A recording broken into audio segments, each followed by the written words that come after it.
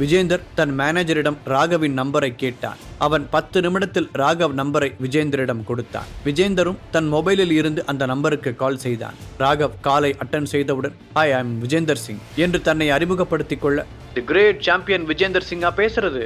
என்று ஆச்சரியமாக ராகவ் மொபைலின் மறுபக்கத்தில் இருந்து கேட்டான். "எஸ், எப்படி இருக்கீங்க ராகவ்?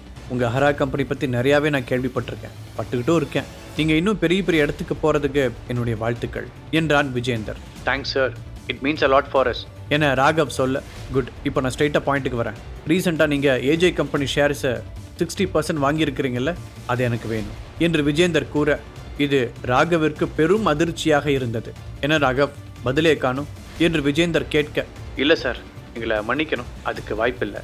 இதை கேட்டவுடனே விஜேந்தர் கடுப்பானார். "நீங்கள் யாருக்கு நோ சொல்கிறீங்கன்னு தெரியுதா ராகவ்?" என்று விஜேந்தர் கோபமாக கேட்க, "சாரி சார், எங்களால் அதை தர முடியாது.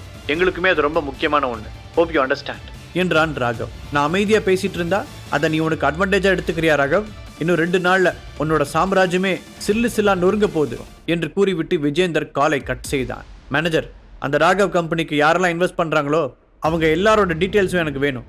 அவன் மட்டும் ஷேர்ஸை கொடுக்கல, அவனோட சாம்ராஜ்யத்தை நாம் தரமட்டமாக்குறோம்" என்று அங்கிருந்தவர்கள் முன் கத்தியபடியே கூறினான் விஜேந்தர். விஜேந்தரின் கோபம் அவன் முகத்தில் அப்பட்டமாக தெரிந்தது.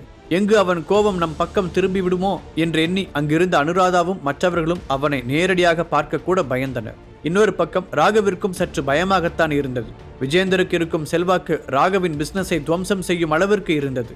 ஒரு பக்கம் ராகவ் யோசிக்க, இன்னொரு பக்கம் விஜேந்தர் ராகவ் கம்பெனியின் இன்வெஸ்டர்ஸ் குறித்த தகவல்களை சேகரித்துக் கொண்டிருந்தார். அவனுக்கு யாரெல்லாம் உதவுறாங்களோ அவங்கெல்லாம் இந்த விஜேந்தருக்கு ஆப்போசிட்டா இருக்கிறதா சொல்லுங்க, அப்பதான் அவனுக்கு ஒருத்தனும் சப்போர்ட் பண்ண மாட்டான் என்று விஜேந்தர் தன்னுடைய மேனேஜரிடம் கூறிக்கொண்டிருந்தான். அடுத்த சிறிது நேரத்தில் விஜேந்தருக்கு ராகவிடம் இருந்து கால் வந்தது. "விஜேந்தர் சார், நீங்க பண்றது கொஞ்சம் கூட சரியில்லை. எங்க இன்வெஸ்டர்ஸை நீங்க பயமுறுத்துறீங்க." "ராகவ், இது ஒன்றும் ஸ்போர்ட்ஸ் இல்ல, பிசினஸ். இங்க இப்படிதான் இருக்கும். நான் இப்படிதான் பண்ணுவேன். உன்னால என்ன பண்ண முடியுமோ பண்ணிக்கோ.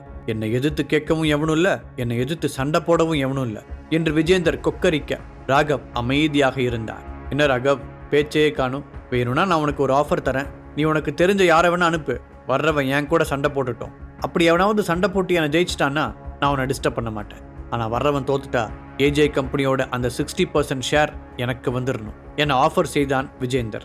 சிறிது நேரம் யோசித்த ராகவ், "ஓகே சார், உங்க லொகேஷன் அனுப்புங்க, என் ஆள் அங்க வருவான்" என சொல்ல, அதை கேட்டு மிரண்டு போன விஜேந்தர், "ராகவ், நீ யார் அடிக்கு ஆள் அனுப்புறன்னு தெரியுதா?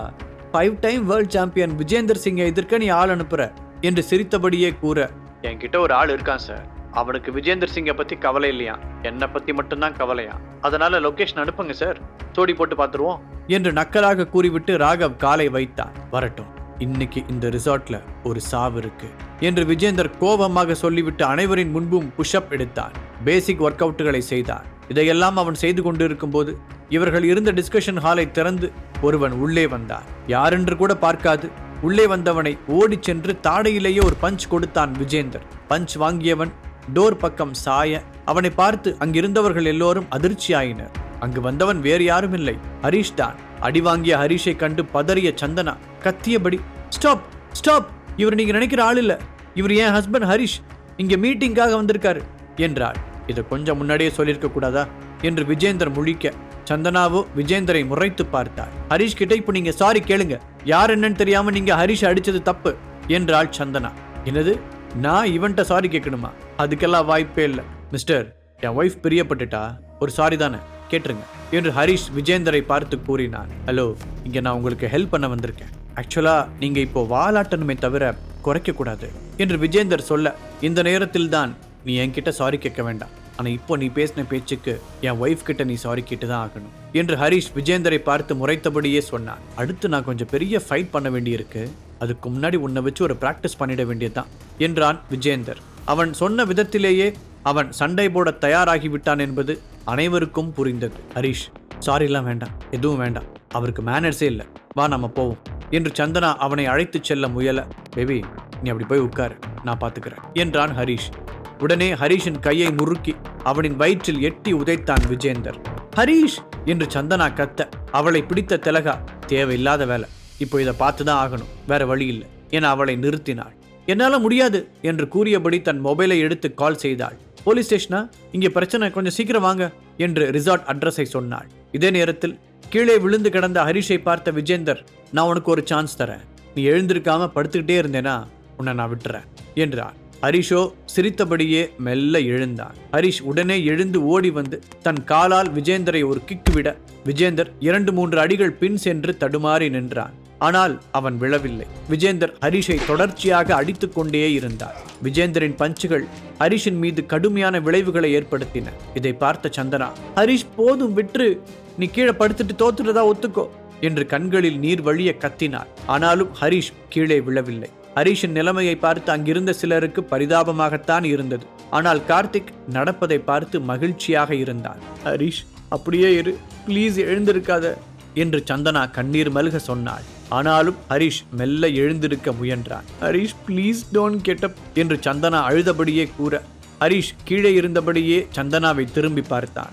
டோன்ட் வரி பேபி, நான் பார்த்துக்கிறேன் என்று ஹரிஷ் சொல்ல, என்னடா பேபி, இனி நான் அவளை பார்த்துக்கிறேன் பேபி மாதிரி என்று விஜேந்தர் கூற அடுத்த நொடி ஹரிஷ் தன் முஷ்டிகளை மடக்கி வேகமாக எழுந்து விஜேந்தரின் தாடையிலேயே ஓங்கி குத்தினான்.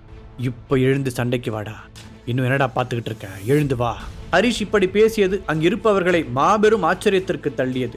அவ்வளவுதான். விஜேந்தர் இனி எழுந்திருக்க மாட்டான் என்று ஹரிஷ் நினைத்து கொண்டிருந்த நேரத்தில் அவன் மீண்டும் எழுந்து ஹரிஷை நோக்கி ஓடி வந்து எட்டி உதைக்க ஹரிஷ் மீண்டும் சுவரில் முட்டி கீழே விழுந்தான். இப்போ நான் சொல்றேன், நீ சண்டை போட எழுந்து வாடா என்று கூறியபடியே ஹரிஷின் கையை அழுத்தி மிதித்தான் விஜேந்தர். அம்மா என்று ஹரிஷ் கத்த அதை கண்டு அழுத சந்தனா, அவனை விடு என்று அலறினாள். ஓ ஹஸ்பண்ட் எழுந்திருக்க வேண்டான்னு சொல்லு, நான் ஃப்ரீயா விட்டுறேன்